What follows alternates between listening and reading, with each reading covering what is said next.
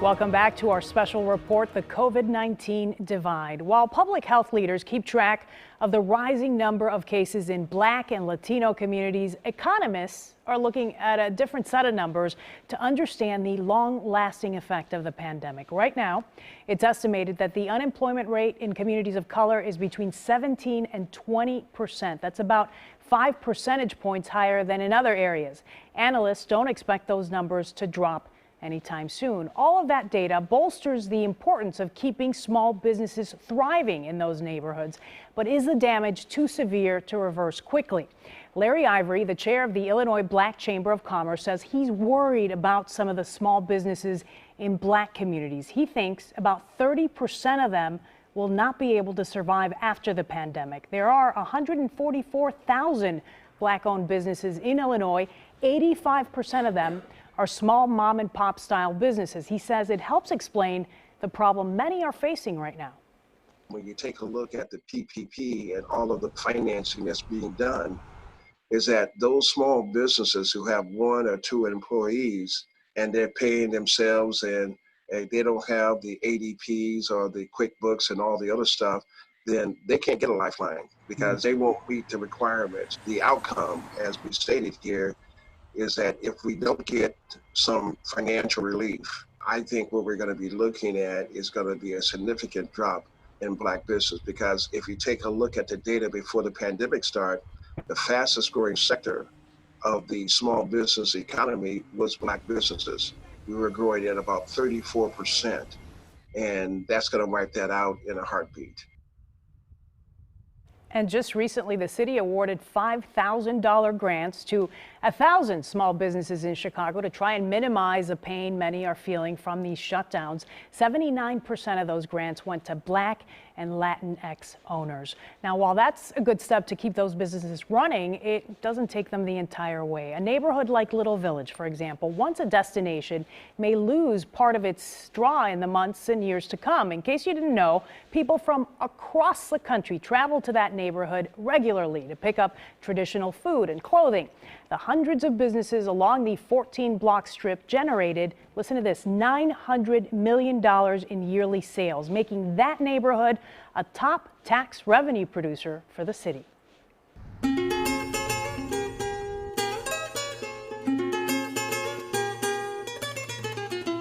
Along a 2-mile stretch on Chicago's southwest side, small businesses are a sign of the people, the thousands that have walked through Little Village for decades.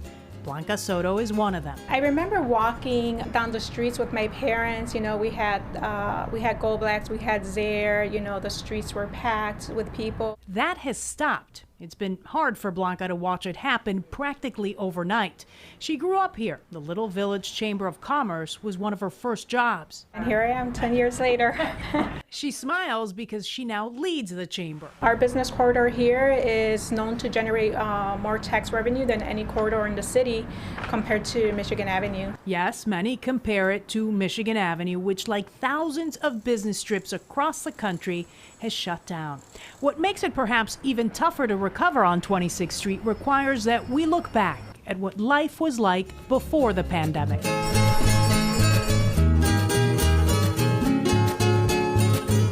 Little Village is home to 100,000 people, one of the most dense communities in the city, with 47% of the population being foreign-born. I am second generation here. My father has been here for 42 years, going on 43. Laura Gutierrez Ramos runs a Nuevo León restaurant. My weekends were lines out the door. For the first time ever, she's afraid those big crowds may be a thing of the past. She told us language is an obstacle for a lot of small business owners along the strip who haven't received any help. Some don't even know how to get started. And the longer the closures, the more of them she sees shutting down permanently. We need to open up just to start going. We really do. If we don't start going, we're not going to be able to move forward. And at the end of the day, I am a small business, but there's other people that are smaller that at the end of the day, I don't think they'll survive. It would be a challenge for any business, so the State Hispanic Chamber of Commerce is doing what it can to preserve an area of Chicago that for years has been a treasure. In the housing crisis, there was some stuff going on, but not like this. I mean, this has a major impact in our community because You know, small businesses are the heart of the community. If the grocery stores go, there goes the community. Some places have been resourceful enough to turn a Western wear shop into a cubrebocas shop. That's Spanish for face covering. But will that be enough?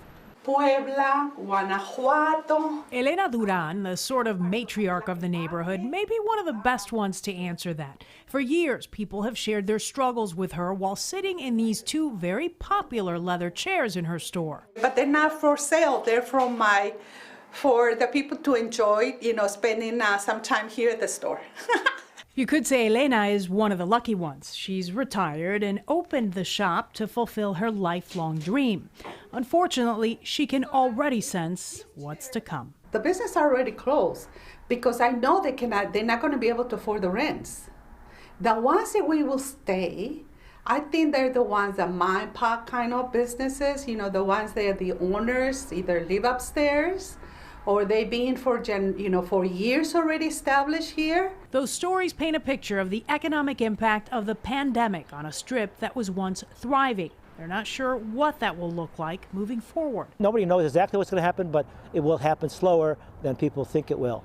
So for our community, that means more hurt, more suffering over a longer period of time until the jobs start coming back. They want to work. It's sad. It's sad. It is very sad. The chamber estimates 20% will shut down permanently. 33% of our businesses here in Little Village are related to quinceañeras. We have a business owner that he was booked for over a year. He's in a really hard situation right now with his business. He's struggling just like everybody else. That industry, known for its coming-of-age parties for young girls, is expected to be among the hardest hit in Little Village. The comeback will be slow, but Laura and Blanca and Elena can't wait to see those celebrations make that comeback. Let me tell you, I'm not going to get a heart attack or I'm not going to get a stroke by worrying. As long as we can survive, everything is, it's material stuff. Elena, good advice. We all love you right now. Thank you. And when we